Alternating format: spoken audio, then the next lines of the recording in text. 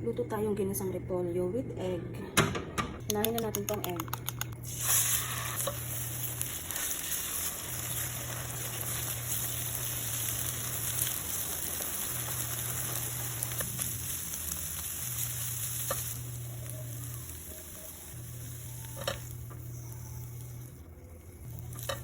Magigisa na tayo ng repolyo.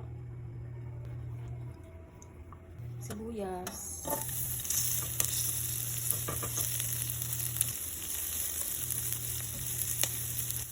Next is bawang. Ito yung kagandahan kapag kumakain kayo ng gulay. Simpleng ginisang repolyo lang with egg. May ulam na kayo. Hindi na natin yung repolyo. Hindi ko ang dami mo. Para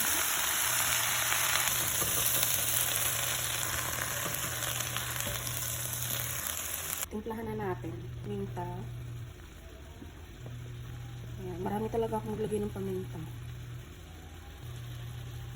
Oyster sauce. Hindi ito nawawala kasi ang padagdag ko ng sarap. Hindi naman ganun. Ilagay kami may stock na ito. Bigyan natin tubig para masarap. Dahil pa kasi yan eh. Kahit anong brand naman, depende sa inyo. Minsan mamasitas ang nabibili ko, minsan dati Topicon ang available. O, diba? Tapos haluin na natin.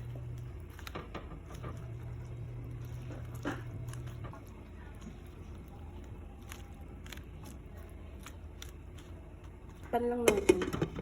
Kaya natin siyang tumulo and magtubig. Magtutubig yan kusa. Tingnan na natin. O, diba? Karoon siya ng sabaw. Tignan naman natin.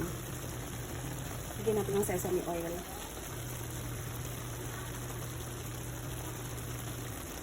Lagyan na natin yung egg.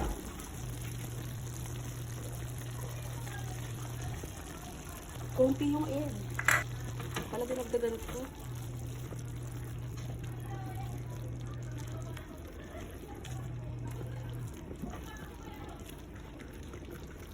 Pero okay na yan.